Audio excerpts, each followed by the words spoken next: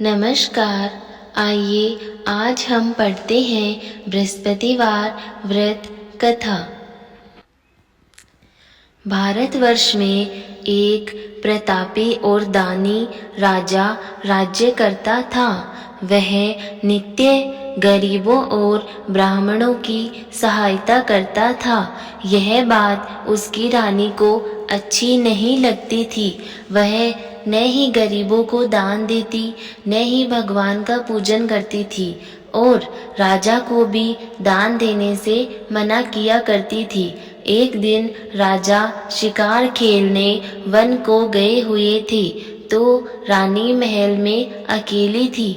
उसी समय बृहस्पति देव साधु वेश में राजा के महल में भिक्षा लेने के लिए गए और रानी से भिक्षा मांगी। रानी ने भिक्षा देने से इनकार किया और कहा, हे साधु महाराज, मैं तो दान पुण्य से तंग आ गई हूँ। मेरा पति सारा धन लुटाते रहते हैं। मेरी इच्छा है कि हमारा सारा धन नष्ट हो जाए, फिर न रहेगा बांस और न रहेगी बांसुरी। साधु ने कहा, देवी तुम तो बड़ी विचित्र हो। धन संतान तो सभी चाहते हैं, पुत्र और लक्ष्मी तो पापी के घर भी होने चाहिए। यदि तुम्हारे पास अधिक धन है तो भूखों को भोजन दो, प्यासों के लिए प्याऊ बनवाओ, मुसाफिरों के लिए धर्मशालाएं खुलवाओ। जो निर्धन अपनी कुंवारी कन्याओं का विवाह नहीं कर सकते, उनका विवाह करा दो। ऐसे और कई काम हैं जिनके करने से तुम्हारा यश लोक परलोक में फैलेगा। परंतु रानी पर उपदेश का कोई प्रभाव न पड़ा। वह बोली, महाराज आप मुझे कुछ न समझाएं। मैं ऐसा धन नहीं चाहती जो हर जगह बांटती फिरूं। साधु ने उत्तर दिया, यदि तुम्हारी ऐसी इच्छा है तो तथास्तु। तुम ऐसा करना कि बृहस्पतिवार को घर लीपकर पीली मिट्टी से अपना सिर धोकर स्नान करना, भट्टी चढ़ाकर कपड़े धोना। ऐसा करने से आपका सारा धन नष्ट हो जाएगा।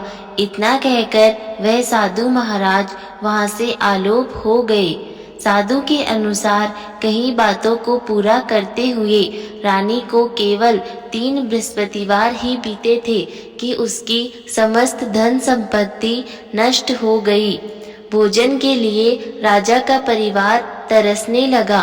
तब एक दिन राजा ने रानी से बोला कि हे रानी, तुम यहीं रहो, मैं दूसरे देश को जाता हूँ, क्योंकि यहाँ पर सभी लोग मुझे जानते हैं, इसलिए मैं कोई छोटा कार्य नहीं कर सकता। ऐसा कहकर राजा परदेश चला गया। वहाँ वह जंगल से लकड़ी काट कर लाता और शहर में बेचता।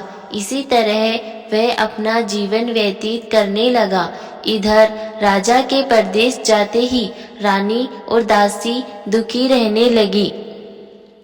एक बार जब रानी और दासी को 7 दिन तक बिना भोजन के रहना पड़ा, तो रानी ने अपनी दासी से कहा, हे दासी, पास ही के नगर में मेरी बहन रहती है, वह बड़ी धनवान है।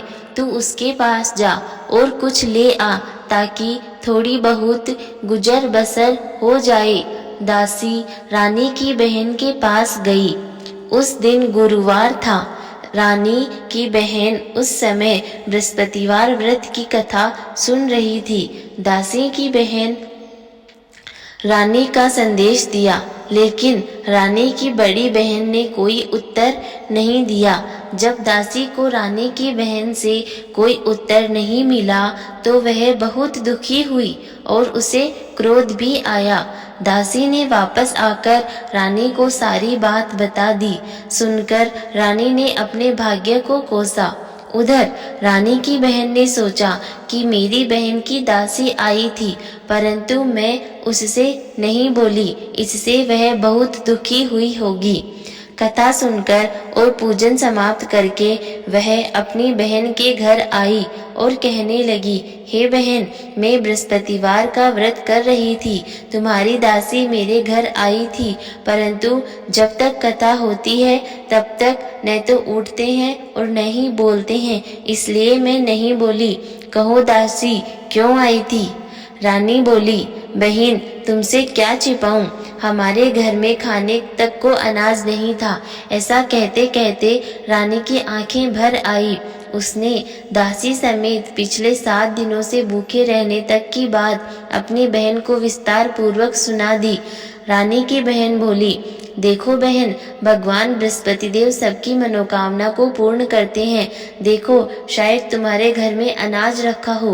पहले तो रानी को विश्वास नहीं हुआ, पर बहन के आग्रह करने पर उसने अपनी दासी को अंदर भेजा तो सचमुच उसे अनाज से भरा एक घड़ा मिल गया। यह देखकर दासी को बड़ी हैरानी हुई। दासी रानी से कहने लगी, हे रानी, जब हमको भोजन नहीं मिलता तो हम व्रत ही तो करते हैं, इसलिए क्यों न इनसे व्रत की कथा और विधि पूछ ली जाए ताकि हम भी व्रत कर सकें। तब रानी ने अपनी बहन से बृहस्पतिवार व्रत के बारे में पूछा। उसकी बहन ने बताया, बृहस्पतिवार के व्रत में चने की दाल और मुनक्का से विष्णु भगवान का केले की जड़ में पूजन करें तथा दीपक जलाएं, व्रत कथा सुने और पीला ही भोजन करें, इससे बृहस्पति देव प्रसन्न होते हैं। व्रत और पूजन विधि बताकर रानी की बहन अपने घर को लौट गई।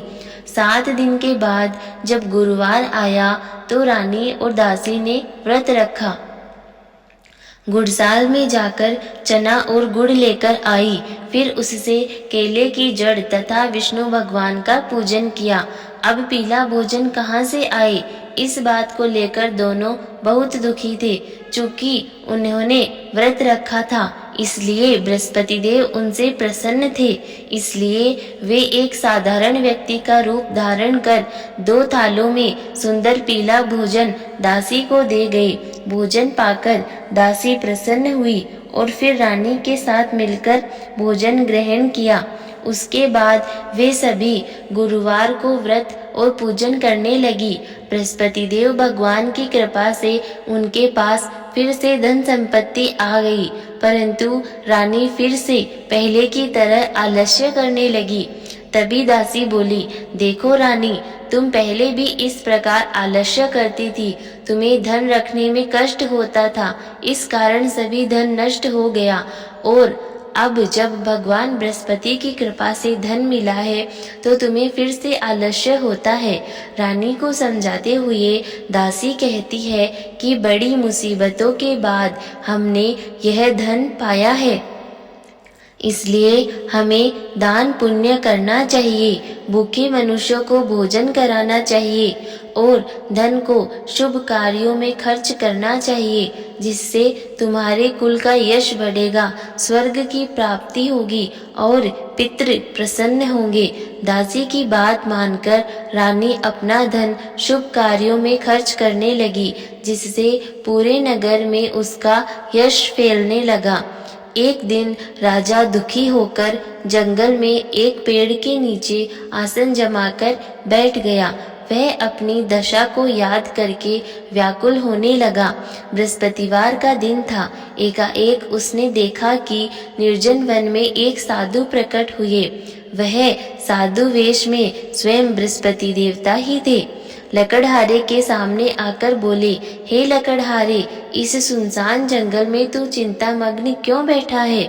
लकड़हारे ने दोनों हाथ जोड़कर प्रणाम किया और उत्तर दिया, महात्मा जी, आप सब कुछ जानते हैं, मैं क्या कहूँ? यह कहकर रोने लगा और साधु को अपनी आत्मकथा सुनाई। महात्मा जी ने कहा, तुम्हारी स्त्री ने बृहस्पति के दिन बृहस्पति भगवान का निरादर किया है, जिसके कारण रुष्ट होकर उन्होंने तुम्हारी यह दशा कर दी। अब तुम चिंता को दूर करके मेरे कहने पर चलो तो तुम्हारे सब कष्ट दूर हो जाएंगे और भगवान पहले से भी अधिक धन संपत्ति देंगे। तुम बृहस्पति के दिन कथा किया करो, 2 पैसे के चने मुनक्का लाकर उनका प्रसाद बनाओ और शुद्ध जल से लोटे में शक्कर मिलाकर अमृत तैयार करो। कथा के पश्चात अपने सारे परिवार और सुनने वाले प्रेमियों में अमृत व प्रसाद बांटकर आप भी ग्रहण करो। ऐसा करने से भगवान तुम्हारी सब मनोकामनाएं पूरी करेंगे। साधु के ऐसे वचन सुनकर लकड़हारा बोला, हे प्रभु, मुझे लकड़ी बेचकर इतना पैसा नहीं मिलता जिससे भोजन के उपरांत कुछ बचा सकूं। मैंने रात्रि में अपनी स्त्री को व्याकुल देखा है। मेरे पास कुछ भी नहीं है जिससे मैं उसकी खबर मंगा सकूं। साधु ने कहा, हे लकड़हारे, तुम किसी बात की चिंता मत करो। बृहस्पति के दिन तुम रोजाना की तरह लकड़ियां लेकर शहर को जाओ। तुमको रोज से दुगुना धन प्राप्त होगा, जिससे तुम भली भांति भोजन कर लोगे तथा बृहस्पति देव की पूजा का सामान भी आ जाएगा। इतना कहकर साधु अंतर्ध्यान हो गए। धीरे धीरे समय व्यतीत होने पर फिर वही बृहस्पतिवार का दिन आया। लकड़हारा जंगल से लकड़ी काटकर किसी शहर में बेचने गया। उसे उस दिन और दिन से अधिक पैसा मिला। राजा ने चना गुड़ आदि लाकर गुरुवार का व्रत किया। उस दिन से उसके सभी क्लेश दूर हुए। परंतु जब दोबारा गुरुवार का दिन आया तो बृहस्पतिवार का व्रत करना भूल गया। इस कारण बृहस्पति भगवान नाराज हो गए। उस दिन उस नगर के राजा ने विशाल यज्ञ का आयोजन किया तथा शहर में यह घोषणा करा दी कि कोई भी मनुष्य अपने घर में भोजन न बनावे, आग न जलावे। समस्त जनता मेरे यहाँ भोजन करने आवे। इस आज्ञा को जो न मानेगा उसे फांसी की सजा दी जाएगी। इस तरह की घोषणा संपूर्ण नगर में करवा दी गई।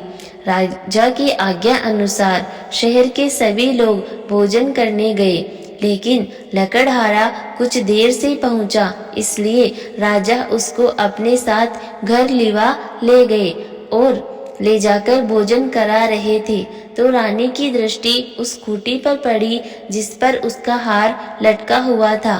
वह वहां पर दिखाई नहीं दिया। रानी ने निश्चय किया कि मेरा हार इस मनुष्य यानी कि राजा ने ही चुरा लिया है।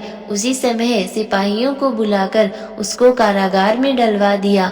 जब लकड़हारा कारागार में पड़ गया और बहुत दुखी होकर विचार करने लगा कि न जाने कौन से पूर्व जन्म के कर्म से मुझे यह दुख प्राप्त हुआ है, और उसी साधु को याद करने लगा जो कि जंगल में मिला था। उसी समय तत्काल बृहस्पति देव साधु के रूप में प्रकट हुए और उसकी दशा को देखकर कहने लगे, अरे मूर्ख, तुमने बृहस्पति देव की कथा नहीं करी, इस कारण तुझे दुख प्राप्त हुआ है। अब चिंता मत कर। बृहस्पतिवार के दिन कारागार के दरवाजे पर 4 पैसे पड़े मिलेंगे। उनसे तू बृहस्पति देव की पूजा करना, तेरे सभी कष्ट दूर हो जाएंगे। बृहस्पति के दिन उसे 4 पैसे मिले। लकड़हारे ने कहा, उसी रात्रि को बृहस्पति देव ने उस राजा के सपने में कहा, हे राजा, तुमने जिस आदमी को कारागार में बंद कर दिया है वह निर्दोष है, वह राजा है, उसे छोड़ देना। रानी का हार उसी खूंटी पर लटका है।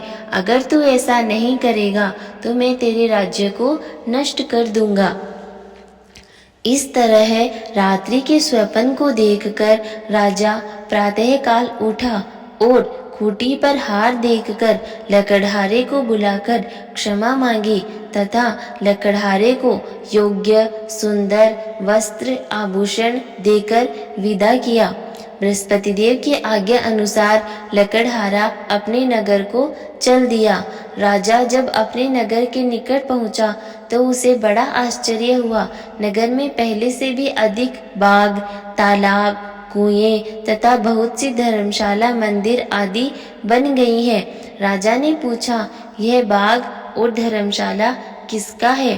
तब नगर के सब लोग कहने लगे, यह सब तो रानी और बांदी की हैं। तो राजा को आश्चर्य हुआ और गुस्सा भी आया। जब रानी ने यह खबर सुनी कि राजा आ रहे हैं तो उन्होंने बांदी से कहा कि हे दासी, देख राजा हमको कितनी बुरी हालत में छोड़ गए थे। हमारी ऐसी हालत देखकर वह लौट न जाए, इसलिए तू दरवाजे पर खड़ी हो जा। आज्ञा अनुसार दासी दरवाजे पर खड़ी हो गई। राजा आए तो अपने साथ उनको लेकर आई। तब राजा ने क्रोध करके अपनी रानी से पूछा, यह धन तुम्हें कैसे प्राप्त हुआ है?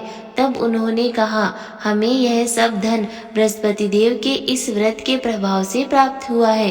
राजा ने निश्चय किया कि 7 रोज बाद तो सभी बृहस्पति देव का पूजन करते हैं, परंतु मैं प्रतिदिन दिन में 3 बार कहानी तथा रोज व्रत किया करूँगा। अब हर समय राजा के दुपट्टे में चने की दाल बंधी रहती तथा दिन में 3 बार कहानी कहता। एक रोज राजा ने विचार किया कि चलो अपनी बहन के यहाँ हो आवें। इस तरह निश्चय कर राजा घोड़े पर सवार हो अपनी बहन के यहाँ को चलने लगा। मार्ग में उसने देखा कि कुछ आदमी एक मुर्दे को लिए जा रहे हैं। उन्हें रोककर राजा कहने लगा, अरे भाइयों, मेरी बृहस्पति देव की कथा सुन लो। वे बोले, लो, हमारा तो आदमी मर गया है और इसको अपनी कथा की पड़ी है। परंतु कुछ आदमी बोले, अच्छा कहो, हम तुम्हारी कथा भी सुनेंगे। राजा ने दाल निकाली और जब कथा आधी हुई थी कि मुर्दा हिलने लग गया, और जब कथा समाप्त हो गई तो राम राम बोल के मनुष्य उठकर खड़ा हो गया। आगे मार्ग में उसे एक किसान खेत में हल चलाता मिला। राजा ने उसे देख उससे बोला, अरे भैया, तुम मेरी बृहस्पतिवार की कथा सुन लो। किसान बोला, जब तक मैं तेरी कथा सुनूंगा तब तक 4 हरैया जोत लूंगा। जा अपनी कथा किसी और को सुनाना। इस तरह राजा आगे चलने लगा। राजा के हटते ही बैल पछाड़ खाकर गिर गए तथा किसान के पेट में बड़ी जोर से दर्द होने लगा। उस समय उसकी माँ रोटी लेकर आई। उसने जब यह देखा तो अपने पुत्र से सब हाल पूछा और बेटे ने भी सब हाल कह दिया। तो बुढ़िया दौड़ी दौड़ी उस घुड़सवार के पास गई और उससे बोली कि मैं तेरी कथा सुनूंगी, तू अपनी कथा मेरे खेत पर चलकर ही कहना। राजा ने बुढ़िया के खेत पर जाकर कथा कही, जिससे सुनते ही बैल उठकर खड़े हुए तथा किसान के पेट का दर्द भी बंद हो गया। राजा अपनी बहन के घर पहुंचा। बहन ने भाई की खूब मेहमानी की। दूसरे रोज प्रातःकाल राजा जागा तो वह देखने लगा कि सब लोग भोजन कर रहे हैं। राजा ने अपनी बहन से कहा, ऐसा कोई मनुष्य है जिसने भोजन नहीं किया हो? मेरी बृहस्पतिवार की कथा ही सुन ले। बहन बोली, हे भैया, यह देश ऐसा ही है। यहाँ लोग पहले भोजन करते हैं और बाद में अन्य काम करते हैं। अगर कोई पड़ोस में हो तो देख आऊं। ऐसा कहकर देखने चली गई, परंतु उसे कोई ऐसा व्यक्ति नहीं मिला जिसने भोजन न किया हो। अतः वह एक कुम्हार के घर गई जिसका लड़का बीमार था। उसे मालूम हुआ कि उनके यहाँ 3 रोज से किसी ने भोजन नहीं किया है। रानी ने अपने भाई की कथा सुनने के लिए कुम्हार से कहा। वह तैयार हो गया।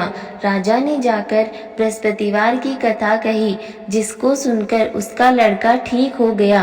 अब तो राजा की प्रशंसा हर ओर होने लगी। एक रोज राजा ने अपनी बहन से कहा, हे बहन, हम अपने घर को जाएंगे, तुम भी तैयार हो जाओ। राजा की बहन ने अपनी सास से कहा। सास ने कहा, हाँ चली जा, परंतु अपने लड़कों को मत ले जाना, क्योंकि तेरे भाई की कोई औलाद नहीं है। बहन ने अपने भैया से कहा, हे भैया, मैं तो चलूंगी, परंतु कोई भी बालक नहीं जाएगा। राजा बोला, जब कोई बालक नहीं चलेगा तो तुम ही क्या करोगी? बड़े दुखी मन से राजा अपने नगर को लौट आया। राजा ने अपनी रानी से कहा, हम निर्वंशी हैं, हमारा मुँह देखने का भी धर्म नहीं है और कुछ भोजन आदि नहीं किया। रानी बोली, हे प्रभु, बृहस्पति देव ने हमें सब कुछ दिया है, वह हमें औलाद भी अवश्य ही देंगे।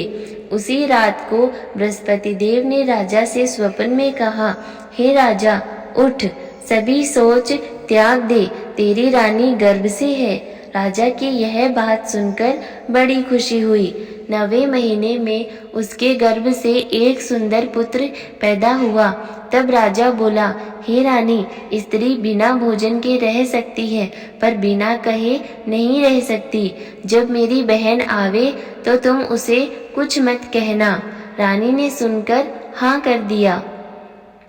जब राजा की बहन ने यह शुभ समाचार सुना तो वह बहुत खुश हुई तथा बधाई लेकर अपने भाई के यहाँ आई। तभी रानी ने कहा, घोड़ा चढ़कर तो नहीं आई, गधा चढ़ी आई। राजा की बहन बोली, भाभी, मैं इस प्रकार नहीं कहती तो तुम्हें औलाद कैसे मिलती? बृहस्पति देव ऐसे ही हैं, जिसके मन में जैसी कामनाएं हैं सभी को पूर्ण करते हैं। जो सद्भावना पूर्वक बृहस्पतिवार का व्रत करता है एवं कथा पढ़ता है अथवा सुनता है, दूसरों को सुनाता है, बृहस्पति देव उसकी सभी मनोकामना पूर्ण करते हैं। सभी बोलिए विष्णु भगवान की जय हो। इसके बाद हम विष्णु भगवान की आरती करेंगे। ओम जय बृहस्पति देवा, तुम पूर्ण परमात्मा, तुम अंतर्यामी हो स्वामी, तुम अंतर्यामी। जगत पिता जगदीश्वर, जगत पिता जगदीश्वर, तुम सबके स्वामी। ओम जय बृहस्पति देवा, चरणामत निज निर्मल, सब पातक हरिता हो स्वामी, सब पातक हरिता। सकल मनोरथ दायक, सकल मनोरथ दायक, कृपा करो भरिता। ओम जय बृहस्पति देवा, तन मन धन अर्पण कर, जो जन शरण पड़े हो स्वामी, जो जन शरण पड़े। प्रभु प्रकट तब हो करे, प्रभु प्रकट तब हो करे, आकर द्वार खड़ी। ओम जय बृहस्पति देवा, दीन दयाल दयानिधि, भक्तन हितकारी हो स्वामी, भक्तन हितकारी। पाप दोष सब हरिता, पाप दोष सब हरिता, भव बंधन हारी। ओम जय बृहस्पति देवा, सकल मनोरथ दायक, सब संचय तारो स्वामी, सब संचय तारो। विषय विकार मिटाओ, विषय विकार मिटाओ, संतन सुखकारी। ओम जय बृहस्पति देवा, जो कोई आरती तेरी प्रेम सहित गावे हो स्वामी, प्रेम सहित गावे। ज्येष्ठानंद बंद सो सो, ज्येष्ठानंद बंद सो सो, निश्चय फल पावे। ओम जय बृहस्पति देवा। सभी बोलो बृहस्पति देव भगवान की जय हो। आपकी सभी मंगल कामनाएं परिपूर्ण हो। धन्यवाद।